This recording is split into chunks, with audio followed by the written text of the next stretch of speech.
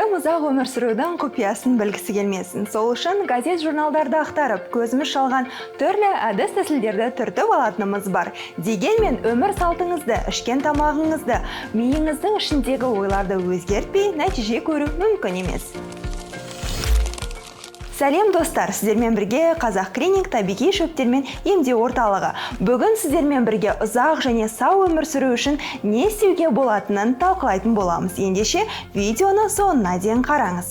Орташа өмір сүру ұзақтығын 90 жасқа көтергісі келетін Корея алдымен тіс күтіміне баса назар аударады.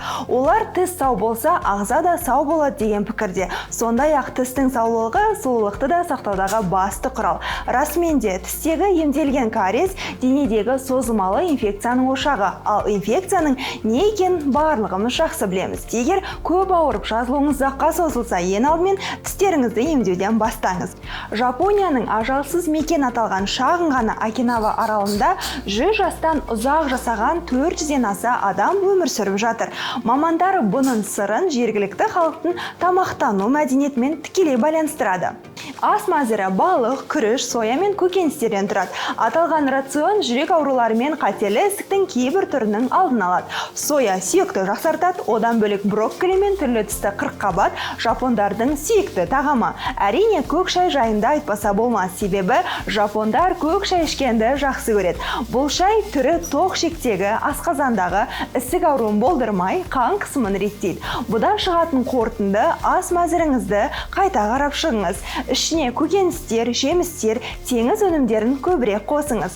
Ұзақ өмір сүрген жандардың айтуынша, егер сіз теледидар алдында немесе ұялы телефон экранына үңіліп, бір орында жата берген ұнатсаңыз, тезірек өз-өзіңізді қолға алыңыз, себебі сіздің бұл әдетіңіз сіздің өміріңізді қысқартады.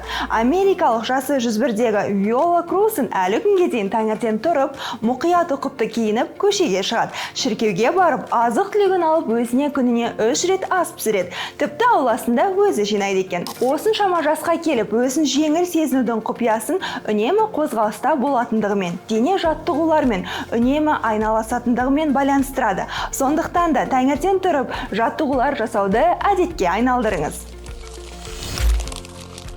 Тек қана физикалық жаттығулар ғана емес, миға жасалатын жаттығулар да өмір сүруді ұзартады. Миды жаттықтырудың ең қарапайым әдісі кроссворд шешу. Сонымен қатар, қартаюды зерттеген көптеген ғалымдар түрлі логикалық ойындар мен есептерді шығаратын музыкалық аспапта жиі ойнайтын жандар арасында ұзақ жасағандар жиі кездесетінін дәлелдеген.